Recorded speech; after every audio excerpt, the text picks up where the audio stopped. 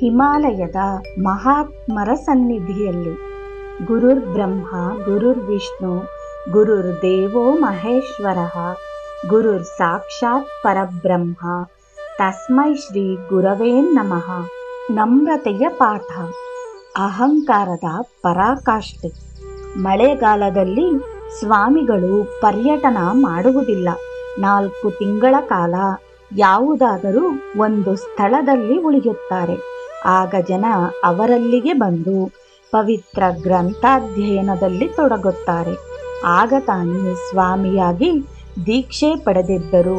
ನಾನು ಪ್ರತಿದಿನ ಪಾಠ ಹೇಳುತ್ತಿದ್ದೆ. ವಿದ್ಯಾರ್ಥಿಗಳು ಆಗಾಗ ಬೋಧಕರಿಗೆ ಸಮಸ್ಯೆಯನ್ನೊಡ್ಡುತ್ತಾರೆ. ಉದಾಹರಣೆಗೆ, ಅವರು ಬೋಧಕರನ್ನು ತಮಗಿಂತಲೂ ಮೇಲ್ದರ್ಜೆಯಲ್ಲಿಡುತ್ತಾರಾಗಿ ಸಂವಹನೆ ಸೀಮಿತವಾಗುತ್ತದೆ.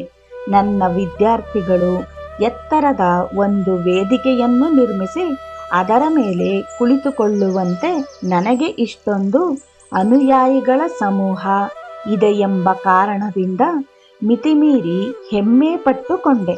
ಅನುಭಾವಿಗಳಾದ ನೀವು ಹೆಸರು ಮತ್ತು ಕೀರ್ತಿಗಳಿಗಾಗಿ ಹಂಬಲಿಸಿದಾಗ ಹೀಗಾಗುತ್ತದೆ. ಅನುಯಾಯಿಗಳ ಸಂಖ್ಯೆ ಹೆಚ್ಚಾದ ಹಾಗೆಲ್ಲ ವ್ಯಕ್ತಿಯ ಅಹಂಭಾವದ ಪ್ರಮಾಣವು ಬೆಳೆಯುತ್ತಾ ಹೋಗುತ್ತದೆ.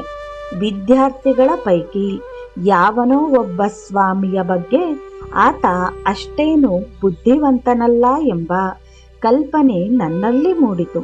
ನನ್ನ ಉಪನ್ಯಾಸಗಳ ಅವಧಿಯಲ್ಲಿ ಆತ ತೆಪ್ಪಗೆ ಒಂದು ಮೂಲೆಯಲ್ಲಿ ಕುಳಿತುಕೊಳ್ಳುತ್ತಿದ್ದ.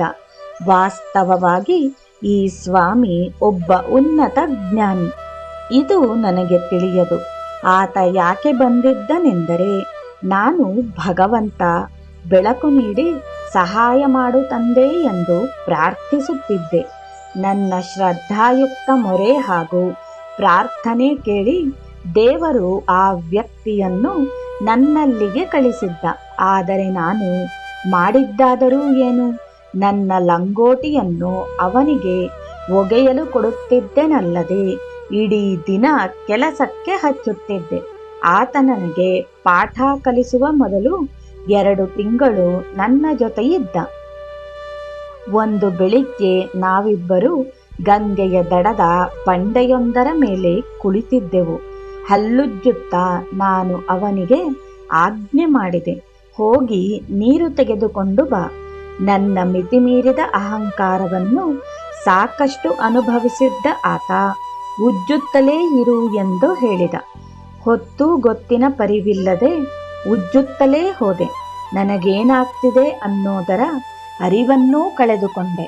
2 ದಿನಗಳ ನಂತರ ಯಾರೋ ಕೆಲವರು ನಾನು ಅಲ್ಲಿ ಬಿದ್ದಿರುವುದನ್ನು ನೋಡಿದರು. ನನ್ನ ಮುಖ ವಿಕಾರವಾಗಿ ಊದಿತ್ತು.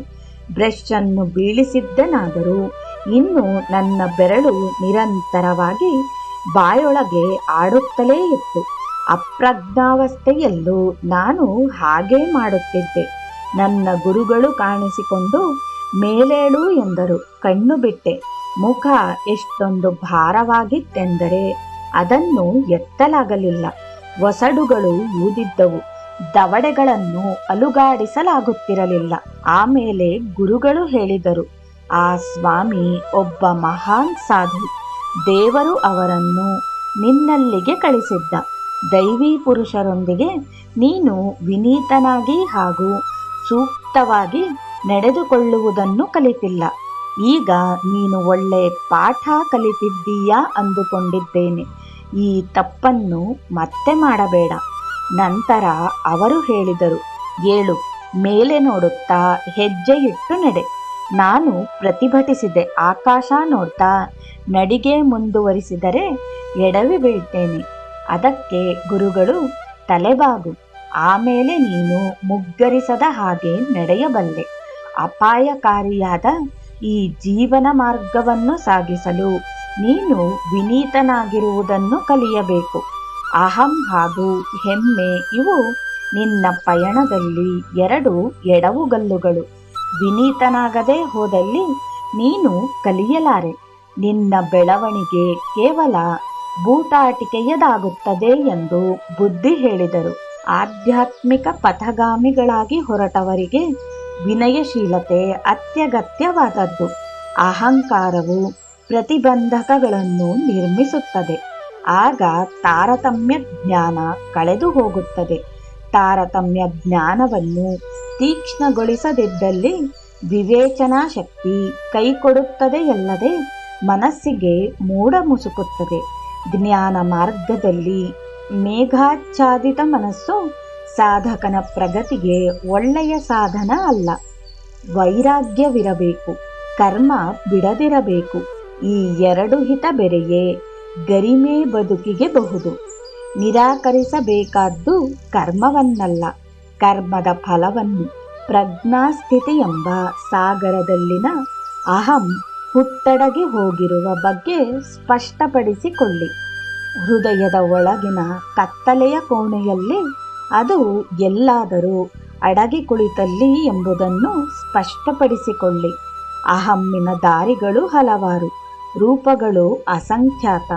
ಪ್ರೇಮಪೂರಿತ ಕೃತಿಯು ಶಾಶ್ವತತೆಯ ಹಾಗೂ ನಿರಂತರ ಆನಂದದ ಮಿನುಗುನೋಟವನ್ನು ನೀಡುತ್ತದೆ. ಬೋಲೋ ಸಬ್ ಸಂತ್ ಕಿ ಜೈ.